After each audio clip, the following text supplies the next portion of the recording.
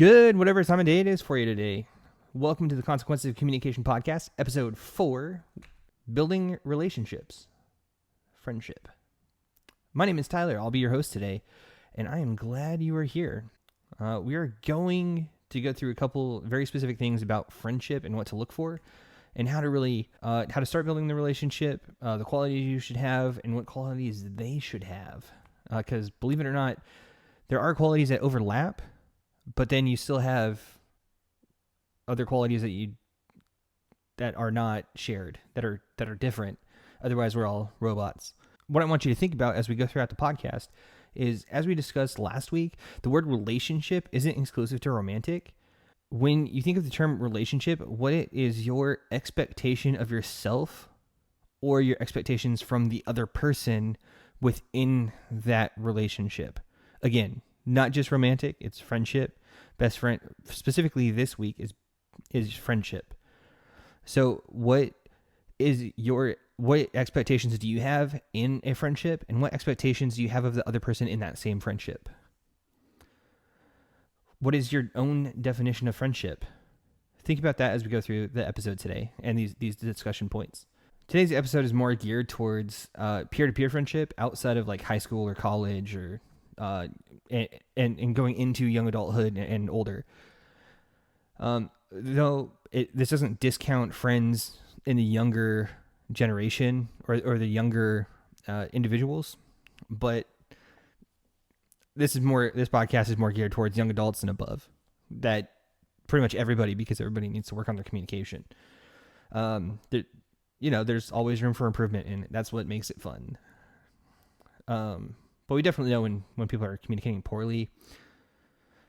Also, teenagers, I know from my personal experience, me being a teenager, short answers all the time to my dad just to get him to like leave me alone, which definitely helped. That was totally sarcasm. It didn't help at all. It just prolonged the pain, suffering, and at the time what I thought was torture. That was a statement from my sister growing up. The pain, the suffering, the torture, being kind of funny and facetious about the entire thing, which is honestly kind of funny. The first thing we need to talk about is building relationships, friendship. How to even get started. And this is a continuation from last week, when you're taking the courage to step out and go to the social gatherings and introduce yourself to a few people and, smile, be pleasant to be around, have a pleasant encounter, because generally speaking, if you have a pleasant encounter with somebody, then that's going to leave a good impression on them. They leave a good impression on you, and that's good chances to like start working together or start hanging out, spending time together. Building that friendship starts really with that. In my experience, you got to be personable. You got to go, like, not stand in a corner when you go to social events, whether that's church or, like, for me it was church, or like a dance hall. Again, I don't promote mind-altering drugs or alcohol, so I don't care for those scenes. There was a dance hall where I used to live outside of Abilene, Texas, that it was a bring your own beverage as like non-alcoholic, family-friendly place. Really fun time dancing there, and to my knowledge, they shut it down. But that was a good time. But I also wasn't standing out in the corner waiting for people to come talk to me. No, I went with a group of friends that it was understood. There's no, like, we all enjoy dancing, so let's dance together. No hidden motives, nothing. It was fantastic. But that was also a clear expectation to have, like I talked, like, the clear expectations that we should have, as I discussed in episode 1, Ground Rules. So, also, like I said, the 3 things to introduce yourself: smile, reach out your hand to shake their hand. Make sure you're standing up too. Like, especially if you're a guy, never shake somebody's hand sitting down. That is super disrespectful. So stand up, smile. Hi, my name is Tyler. What's your name? Oh, I'm glad you're here today. Thanks. You're standing up. You walk over. You smile, firm handshake, and introduce yourself. So I guess that's 4. like you go introduce yourself, force yourself to. I know it's uncomfortable. I've had to recently break out of the shell within that, or like that particular milestone in the last few months. I did not like that. But again, it was just that idea of meeting people terrifying me, or, causing me enough fear to not actually do it. But I decided a couple months ago, no, I'm not going to listen to that fear. I'm not going to let that fear and anxiety control me. I'm going to go ahead and introduce myself to people. Were those introductions strategic? Absolutely. Were they like, hey, this person's is doing something that I want to be at eventually? I'm going to go introduce myself to them and figure out what they're doing. Kind of like what I talked about last week, like the self-improvement time, or last episode, the time management. Although it wasn't with time management, it was with business stuff. I'm also reading this book, How to Win Friends and Influence People. Phenomenal book. Like, read that. It gives you tips. People love talking about themselves. Like, I'm on this podcast because I like talking about myself. But, like, I'm kind of talking about myself, but I just like talking in general. But my talking and my excitement comes from my own personal experiences, and hoping that you will learn the lessons from my personal experiences so that you don't make the same mistakes that I do or have done, and also to provide you a different perspective on it. So people love talking about themselves. Open, like, after pleasantries. Oh, good afternoon. Like, how are you doing today? Oh, I'm good. How are you? After that, because those are pleasantries, and really, it seems like nobody really cares. So try to care about what they actually feel. Something that I do, I've done this for a while. I think in high school it was like, what's up? And like the head nod, what's up? Which is like the like in passing, what's up? And then just, that was like, hey, how are you doing? I don't want to talk to you. Don't interrupt my flow of where I'm going from, but I'm acknowledging that you're there. It was like friends passing, like, or acquaintances, like passing in the hallway, like just, or even not even the what's up, just the head nod, just, or some kind of nonverbal greeting, or the howdy it became, or like, how you doing in the hallway? Like, how you doing? Passing like the church hallway. So I started to come up with, because people started saying what's up a lot,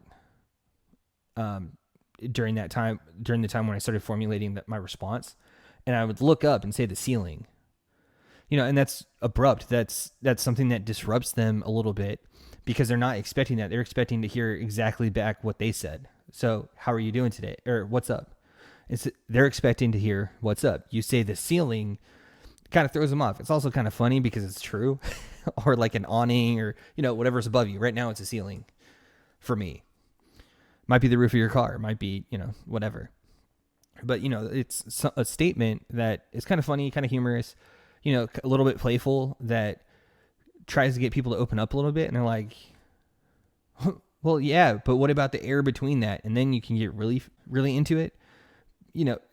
This is just breaking up the monotony of the like traditional conversation, but you can get into it and be, I'm a huge smart aleck.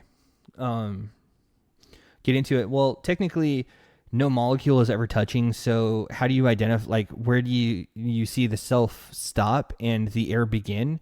Is it at your scalp, just below your scalp, your hair, like at the top of your hair? Like there's like a little bit of poofiness to my hair right now. So is my hair, even though it's outside of my epidermis, which is skin, I like, anytime I can say epidermis, I do, because it's hilarious. And it's really interesting. So anytime, like, because the hair is outside of the skin, so is that like technically outside of you, or is it part of you? Like those kind of questions, because it gets them thinking, and there you have your conversation, and you've made an impression on that person. So they're going to remember that. There's a couple people that haven't figured it out yet, or they remember right after I start, like, hey, what's up? The ceiling, or rafters, or an AC unit, or whatever. And they're like, dang, you got me again. I'm like, I'm answering your question. It's that icebreaker, because after you leave an impression, especially if it's a favorable one, like those answers typically kind of went, then you're already starting off on friendly terms. And then you start if the environment is conducive or encourages this, like if it's like during meet and greet at church, or before an event starts, or You're just waiting in line with somebody else, like somebody behind you, in front of you. That's the definition of a line. Like, you're part of the line, and you're waiting for somebody to get change or a price check at Target, but you're just like sitting there waiting in line. Why not try to make a friend? Turn around, man, can you believe this? This is lame. Was the shortest line, and now it's going to be the longest line. You might get some weird looks, but you probably were getting weird looks anyway, so why not just give them a reason to give you a weird look? And in which case, they're probably not somebody you want to be friends with anyway, so their loss. But also, like, when you start opening up to that, then, and this is where the book, How to Win Friends and Influence People, comes into play, because people love talking about themselves. Like, you start get that pleasantry out of the way, and you have a good impression. They have a good impression of you, and then you just start asking, like, oh, what do you do for a living? Like, what, or even better, instead of what are you doing for a living, because this gets them to think a little bit more. Are you doing what your childhood self thought you were doing, or thought you would be doing? For example, when I was a kid, I thought I'd be a football player. No. Played one season of football, didn't like it. In high school, like, it was freshman football, didn't like it. So my plans changed. So as a kid, no, I'm doing something completely different than when I was a kid. Well, why did you not do that? Like, why, what changed from that? For me, it's just I didn't like playing football on that level. I liked playing flag football because I did for like 4 or 5 years before that. So I really enjoyed flag football, not necessarily tackle football. And then, I get into explaining it, just elaborate a little bit more on it. That's what they will do. And then as they're talking, stop them when they come across something that you're unfamiliar with or you want to know about more of. For example, flag football. What team were you? Or like, how does flag football differ from regular football or high school football? Well, there's less people on the field. You can't block with your hands up like this. In flag football, you have to use your elbows. And there's several other rules. It's like you never go down on like a 3-point formation with your feet and like your hand on the ground. You're like kind of in like a squatting position, like hands on your knees, bent over, like not all the way over, but like hunched over, like you're ready to like spring into through the offensive line or spring to defend, or like as an offensive lineman. Like, then you can start inquiring more about it.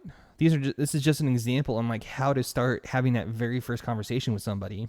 A couple other questions that you can ask that actually have a pretty good story to it, or could have a good story to it, because they are open-ended, instead of just like, did you have a good day today? Yeah. What did you do today? Oh, I did this, this, and this, and it was a good day. Except, that's more for people that actually know each other a little bit better. But, what circumstances brought you to this place? Like, in this place, insert like wherever you're at or the city. I mean, obviously, if you're seeing a concert, like, oh yeah, well, what band are you here to see tonight? Oh, I'm here to see Skillet, or it's my favorite band ever. In my opinion, the best band ever, and nobody can argue differently, which, that's should be everybody's favorite band, is Skillet. Skillet should be everybody's favorite band, to be clear. And I think if Skillet isn't your favorite band, you're wrong. But you're entitled to your own wrong opinion. That's like another playful thing to do. Like, I do that with my friends all the time. And with other people, more acquaintances, got to kind of judge it a little bit. But that's another kind of avenue to do that. And that's where this kind of question comes from. This other question is a different way to say what I said earlier. Like, and I think it's actually a little bit better of a way to say it. When you were a kid, when your imagination was in full swing, what did you want to be when you grew up, and why? You're acknowledging that everybody was a kid at one point. They had an imagination, and they wanted to be something when they were older. Are they what they thought they would be? And if they are or are not, why? Either of those conversations go on, you can ask questions, like with the band question. Like, if your favorite band isn't Skillet, you're going to try to defend and argue that you're actually here to see Adelita's Way, which, they're touring right now, which is why it's on my mind. Or like whoever their favorite band is that they're there to see, or a band that they are there to see, they'll start defending it. But it's like a friendly rivalry at that point, because you guys are sharing a passion for similar style of music, but you're arguing about which band is your favorite. and why. So it's like that friendly rivalry, like kind of vibe, which I think that's a base or a good base for a friend that could end up being a best friend, depending on how things go and what other qualities that they have and they line up with. Here's another question. If anyone was no object and you could take three of your closest friends with you, when would you go on vacation and where would you go on vacation and who would you bring with you? Because, it's like an oddball question because it makes them think of their three closest friends, the three friends that get along the best with them, and themselves. Like, these these people get along, and then they get along with me as well. We're all going to go on a 2-week vacation to Japan because 3 of the 4 of us care about, like, going to see places, and the other person just wants to hang out with friends. I'm the person that just cares about hanging out with friends, but I do really want to go to Japan. And then, of course, once they're done explaining the answers to any of these questions, inquire more.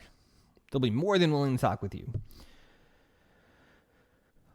So the qualities that you should have are, the first one, in my opinion, honesty.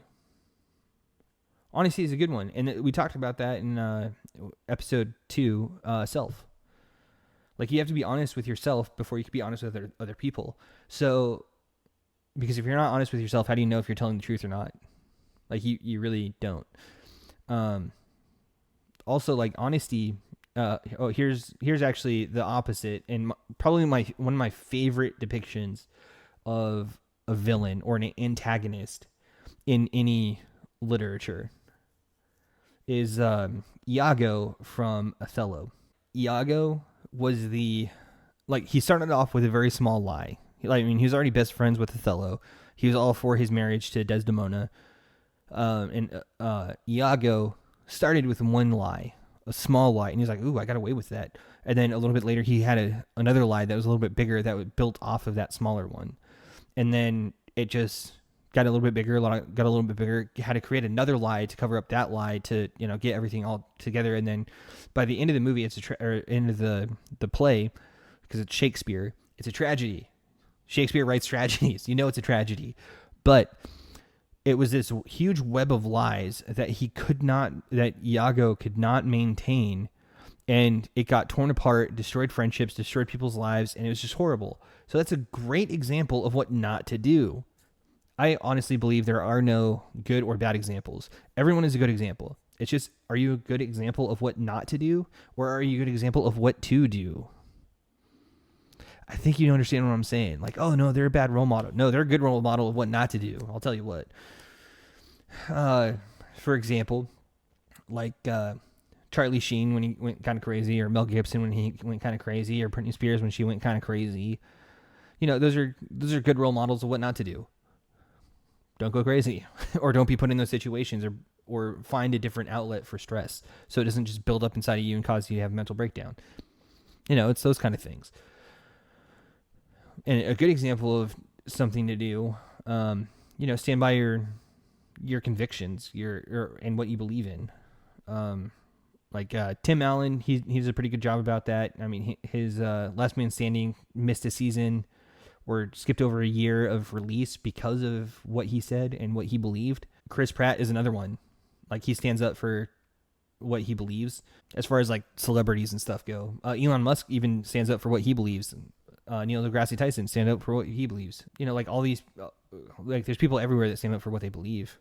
If you have honesty, and I believe that it's because they're honest with themselves that they are in the position that they are, and they're honest with the other people that they are in the position that they are, at least to start with. If you're honest, you'll never end up in a situation like Iago, like I just described, because you'll never have these lies that you need to make sure that you keep track of. If you're telling the truth, then it's the truth yesterday, today, and tomorrow. That's it. Just tell the truth. Like, be honest. But William Shakespeare also said, no legacy is as rich as honesty. For some dude who wrote tragedies and all these different things, like plays that are reviewed literally centuries later as great English literature, then, he probably knows what he's talking about. And what this means is honesty is the best legacy to have. So the next really good quality to have is willingness to help without expecting anything in return. Because everybody wants help at some point, whether they're willing to ask for it or not. Some people are, some people aren't, depending on the person. I found out I had friends before I met my second ex-wife that would help me out, and I would help them out. But I really took it for granted. No, not granted. Granted. I really took it for granted.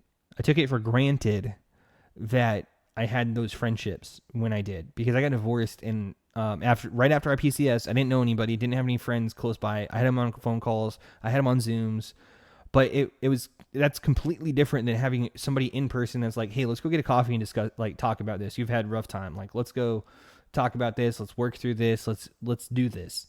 That's way different than like, hey, 911, I need you to do a wellness check on this address. He hasn't responded to any of my calls or texts or whatever. That's way different, because you live like a 4-hour plane ride away. Like, that's a different environment, which is why you need friends together, like in the same city that you're in, that will have your back. But their willingness to help without expecting anything in return, like, they've helped me financially with some stuff that they don't expect anything in return. They've helped me mentally. They've helped me spiritually. They helped me emotionally. They helped me move multiple times. I kind of ditch out on them moving just because whenever they decide to move, I'm working and can't, or, I have prior obligations, or I'm on vacation or something. Like, it just happens that way, which is pretty unfortunate, but, such is life. However, but that's without expecting anything in return. For example, I'll give you two different scenarios. One scenario is you show up to a family potluck that you're supposed to bring something. The only thing that you can bring is literally yourself. Like, you've got enough gas money to get home for the rest of the time that you're for the next week until you get paid again. You only have enough for gas money, and you're living off of ramen. So the only thing that you can bring to the potluck is literally yourself. But then your family, like, treats you a little bit different, even though, like, younger family members than you bring stuff. So there's that that kind of like stigma, like, oh, you brought stuff, or like people younger than you brought stuff to our family potluck and you didn't. Wow, your life, like, you really don't love us as a family, or you don't have your life together at all. But either way, that mentality is kind of down. But then there's other people that are like, hey,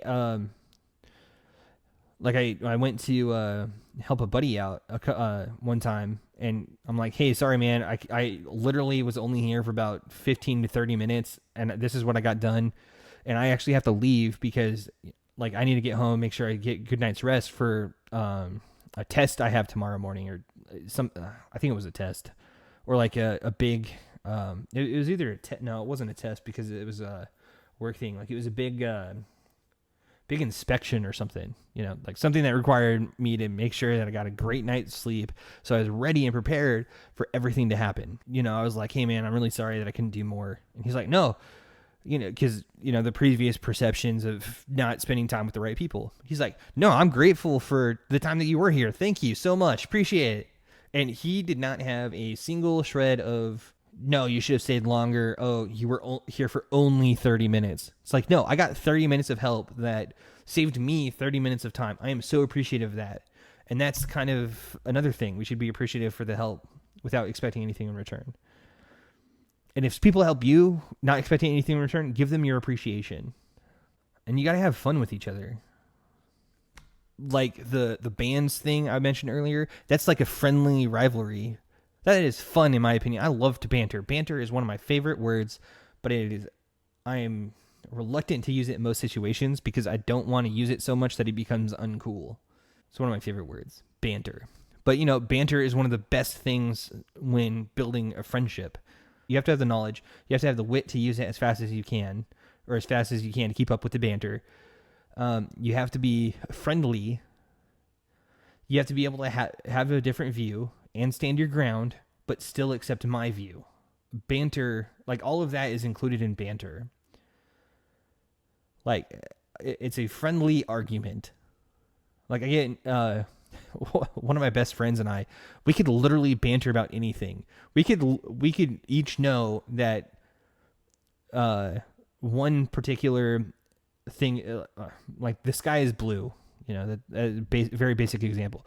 But we can argue it's like, no, technically the sky is see through. It's just a space between the atmosphere, which is the sky, and the sun is actually empty, but with all the debris and stuff that's there, that's what makes the sky blue. So the sky is technically clear, just like polar bear's fur is clear. It's not white, it's clear. Like, no, no, that's not right. And then, give a better description on, or a different perspective on, the sky is actually blue and polar bear's fur is white. And argue about that back and forth. We could literally do it about anything. But and then at some point we just start busting out laughing. It's pretty funny. It's pretty entertaining. Definitely suggest getting some friends like that. And like when you're spending time together, regardless of whatever you're doing, whether it's helping fix a house, moving, going to a theme park, traveling, doing volunteer work together, it makes it fun. Like you can make it fun, which means time passes faster. You have fun. You get the work done, and your morale is stays increased, which is fantastic. All of those things. It is so much better to do that than, man, this place sucks.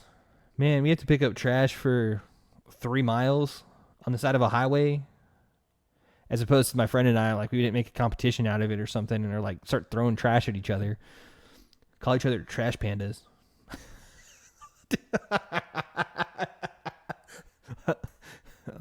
That specific situation did not happen, but I imagined it happening just now, and it is hilarious. I think my friend might get kind of irritated at that, like in that situation, but then he would just do it right back, which would be fun. We only talked about the qualities that you should have. The qualities that they should have are basically the same thing. Anything outside of that is a bonus, and that's where the qualities should differ. So the qualities that I mentioned here are the qualities that you should have and they should have, which are the similarities. The qualities that are different, what makes them a unique individual, what makes you a unique individual, and coming together to do something makes things better. Why? Because they're enriching your life. You're making it enjoyable. You can laugh. You have something to laugh about. So a couple episodes ago, it might have been last episode. I think it was 2 episodes ago. I mentioned one of my life philosophies. If you can't laugh through life, find something to laugh about. Having a friend like this that you can have fun together and enjoy each other's time, priceless. You're finding something to laugh about, so which makes life enjoyable. It makes life worth living. Well, it's one of the things that makes life worth living. One of the things that makes life worth living for me, that I kind of derive joy from despite my circumstances, like picking up trash, I can find, as long as I have a friend with me, that I can joke around with, it makes it way easier to deal with all the junk in the world. And you could take that and apply it to any job, any place where you're currently at that you have junk in your life, and you're like, this part of life sucks. But with a friend that makes it funny, awesome. For example, when I was a kid, I couldn't really stand horror movies. I couldn't watch horror movies alone. But when I watched them with my sister, without my parents knowing, and they'll probably know it if they watch this podcast, which I kind of doubt, to be honest. But one of the things that my sister and I would do, my sister would get a horror movie. She was allowed to rent horror movies because she's a couple years older than I was. But we would watch them together. And the only reason I actually enjoyed the movie was because my sister and I would make fun of it and all the stupid mistakes that we'd find throughout the movie, which made it enjoyable, which turned something scary and frightening into something fun and enjoyable and a great memory for my sister and I, or at least for me, of my sister and I having fun as kids. All right, so let's revisit the question that I mentioned that you were supposed to think about during this entire podcast. Do you have a better understanding of what it means to be friends with somebody? Let me know in the comments or review or a message if this helps you realize what friends are in your life. Because if they don't fit those qualities, as bare minimum for friends, like they're just wasting your time, holding you back, and weighing you down. Again, I speak from experience. I had to get rid of a few friends recently, like in the last year. A couple different groups, or a couple different groups of friends, so like a handful of friends that were just holding me back, weighing me down, no good for me. But it took me a while to realize it. But with me being someone who wants to give people chance after chance after chance after chance until I'm satisfied, so I'm at peace with it, that's what has to happen. And that's what did happen. But there's a process for that. And we're not going to get into that in this podcast because that's kind of beyond the scope. We'll may talk about it later on down the road, which probably would be a good thing to talk about later down the road, because people can have these qualities, but then lose these qualities as you grow through life, which is really unfortunate when that happens. Are y'all ready for your homework? Because it's time to dish out some homework for you. The homework this week, or this episode, be intentional, or be intentionally helpful to 2 friends this week. Offer to help them do something. Like, hey, do you need help cleaning your house? Or would you like help cleaning your house? Or would you like help moving? Is there anything on your plate, on your honey-do list, or on your to-do list that I can help with? And you do that without, the caveat, without expecting anything in return. So if you're like, hey man, I'll come help you, but I need $50. No, then don't do it. Do not do it. You could do it, but it's going to ruin your friendship. I mean, it would for me. Be intentionally helpful to 2 friends this week. Offer to help them out and not expect anything in return. Nothing in return. So if today's podcast of Consequences of Communication really helped you out, I would appreciate it if you liked, subscribed, shared, left a comment, left a review, hit the notification bell. If someone came across your mind while listening to this, that popped in your head while listening to this, whether it's 1, 2, 3 friends, family member, coworker, I would appreciate it if you would share it with them. Share this podcast with them. It might help them out. I'd really appreciate it. But thank you for tuning in to today's episode of Consequences of Communication, Building Relationships, Friends. The next episode will come out on December 5th. The next episode comes out on December 5th, 2023. Consequences of Communication, Episode 5, Building Relationships, Best Friends. We touched on that a little bit here today, as this is all friends have a foundation to become best friends, but this is a foundation for friendship. And until then, I hope you enjoy your life, and see you next time. Take care.